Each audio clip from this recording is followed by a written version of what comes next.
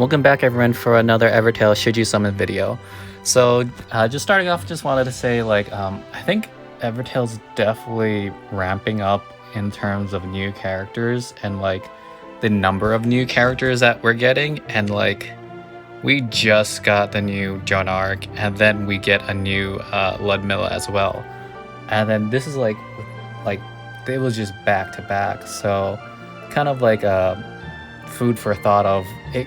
They could be starting off the new year with a lot more SSR characters, and just not just that, but it seems like a lot of the new characters seem to be very power crept and very strong, and just pretty much just power crept versions of previous older characters.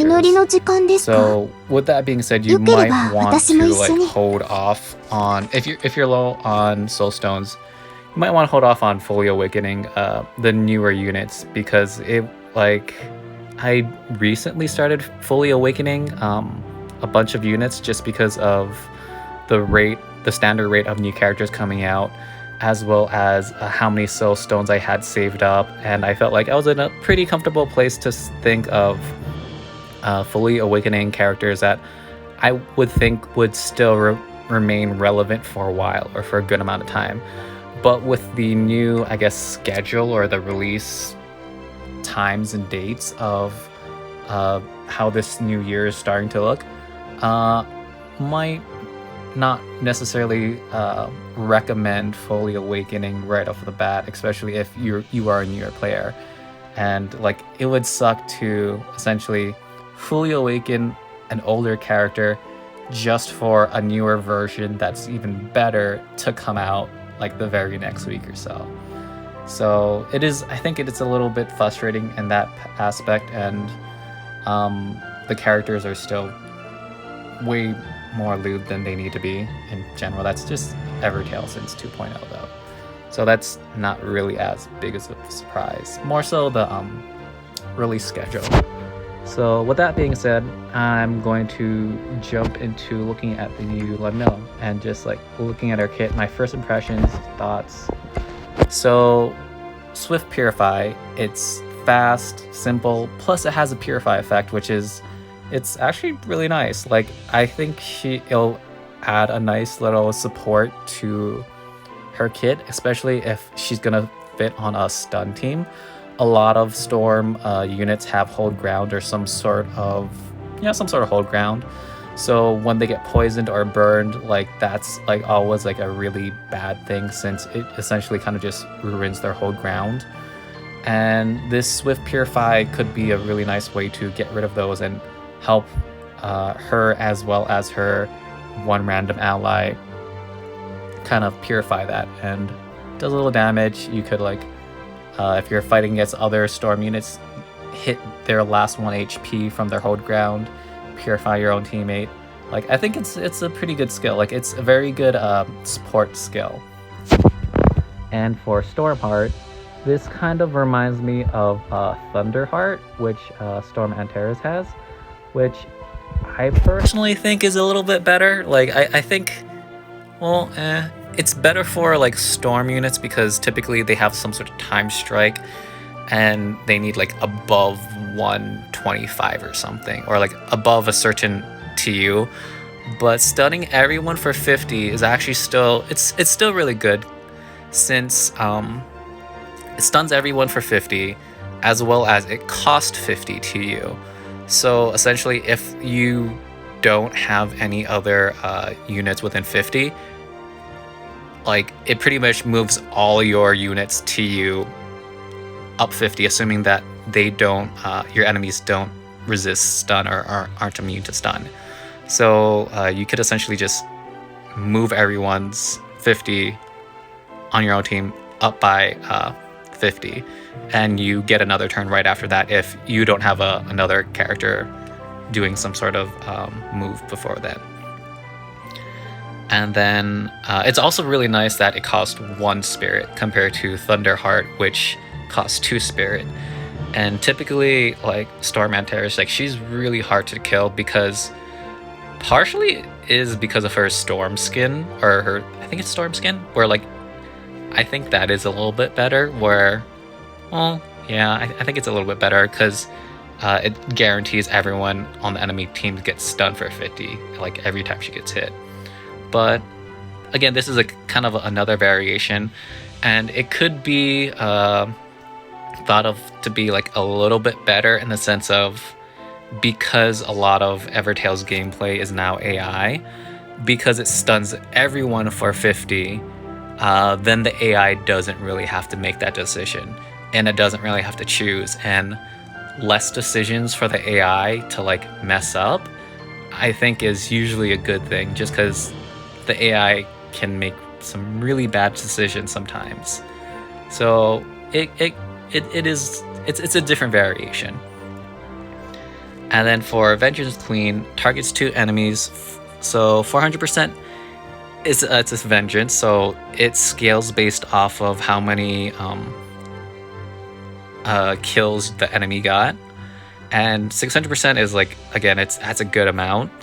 And the really interesting part is the part where it ignores stealth and counter effects, and the effect of skin passive. So it still will probably be affected by vengeance skills, and it's still going to be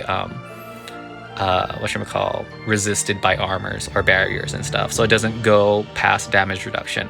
But going past stealth is actually very good and really important, just because there's just a big stealth meta right now, and I think like the past couple of units have been, a lot of them have been targeting to and ignoring stealth effects.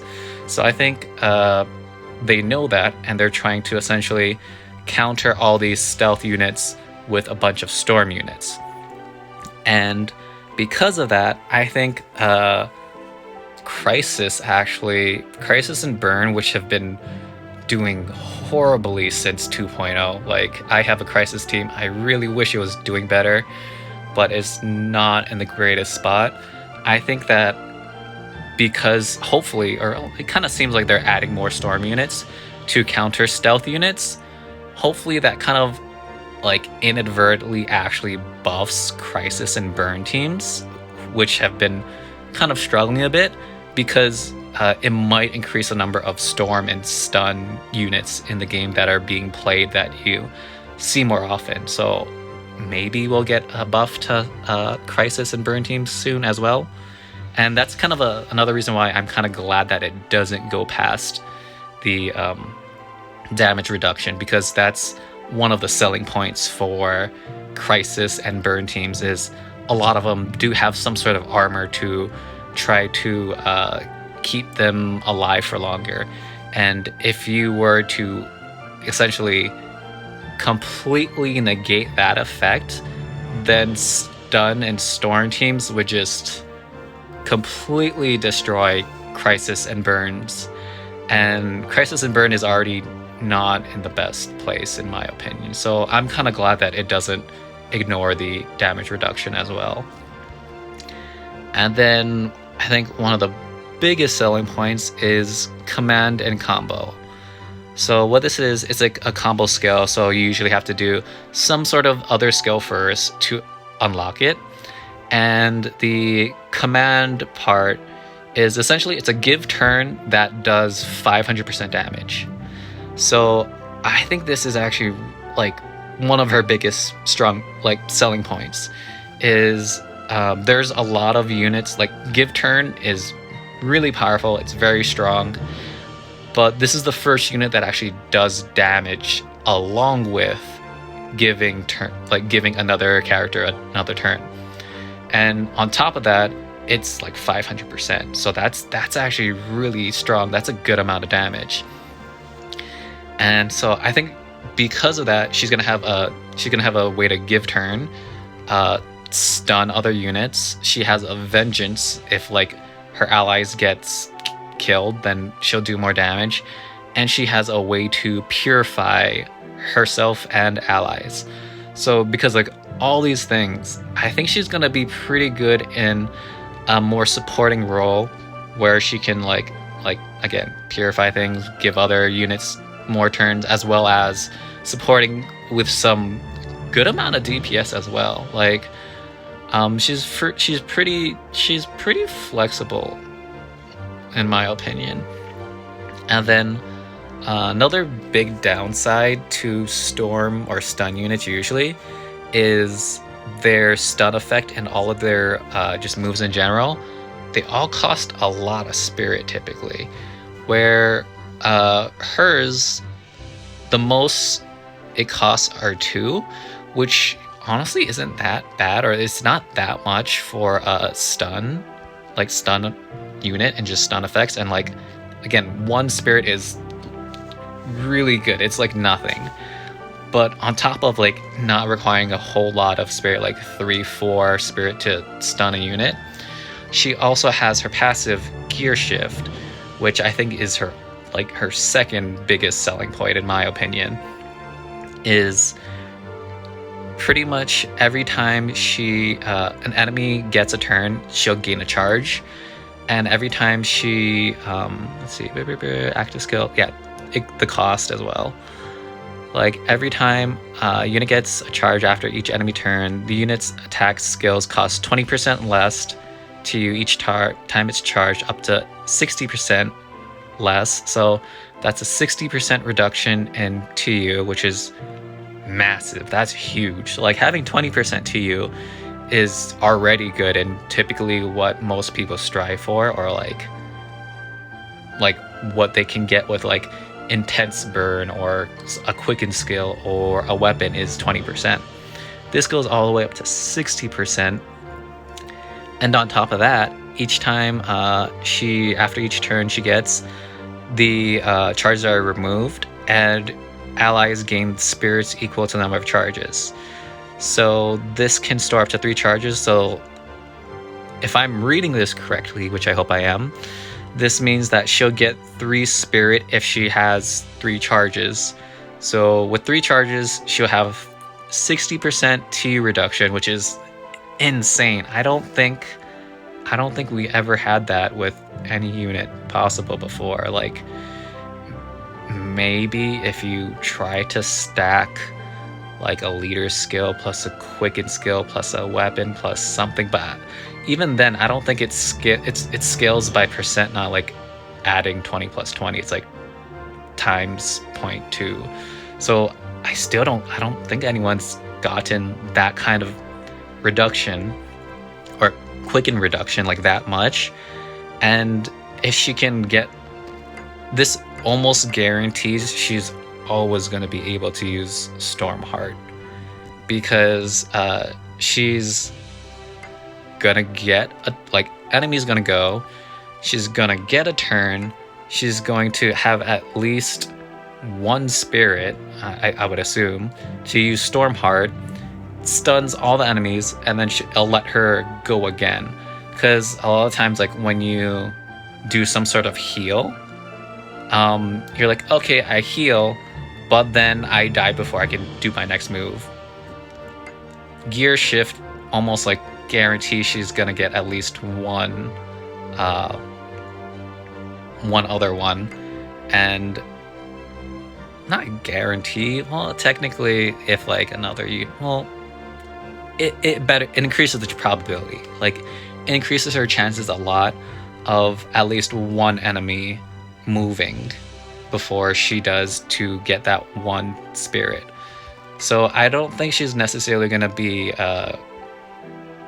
really super great at generating spirit. Like, I wouldn't say like she's like Light Mariah or anything. Like, I wouldn't rely on the spirit generation, but I think it definitely does help, and it's definitely a big bonus, and it's a way to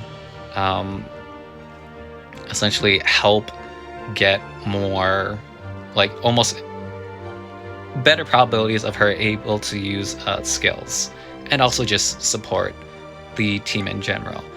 And Hold Grounds, it's Hold Ground. Like, it's really great, it's solid, it's I guess it's kind of being appreciated a little bit more with all the endures that are happening now, which are like temporary Hold Grounds.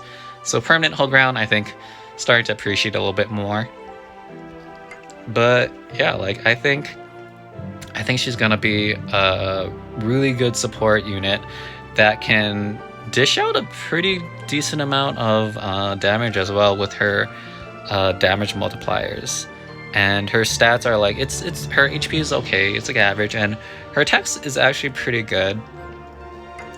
So yeah, I wouldn't say, I don't know if I'd necessarily summon for her like as a main character, but she's definitely I think she's gonna be a good support. And yeah, like 60%, like just imagine 3 charges, 60% reduction on TU. It would be a 500% damaging attack on top of a give turn, and 60% reduction. That's gonna be like a 40 TU move, and then she's gonna be able to move within 40 again. That's crazy. It's not gonna be every time, since she's gonna be moving pretty quickly, I'm assuming. So that probably means like enemies aren't gonna be taking, like not as many enemies are gonna be taking turns in between, so she's not gonna get 3 charges all the time. But yeah, when she does, I think it's gonna be really nice, and it's gonna be really good. And so yeah, those are my first thoughts, impressions. Probably stun Storm teams. I'm gonna be summoning for her on my Survivor team. And with that, let's hope we can get a copy. Oh no, yeah, I definitely want it. So 536 starting off with. ダンデリオエルフ族長ルドリエだ。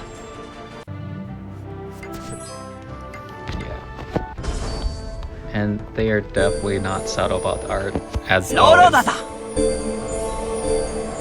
私はエビスビ。私がこのレーシングチームリーダーのリュドミラだ。レースクイーンもレーサーもこなす万能選手と記憶しておいてくれ。それで君は私の弟子になりたいのか？その目、どうやら本気みたいだな。君のような人を待っていたんだ。私の訓練はきついが、必ず君を真のレーサーに導こう。さあ、早速特訓だ。Sweet! We got that really fast. That was very, very lucky. I was about to ask what the weapon is, but I don't think I care anymore. Yeah, we got a copy of her, so I'm pretty happy about that. I also was starting to build Storm Jonah Arc, and she's actually performing really nice.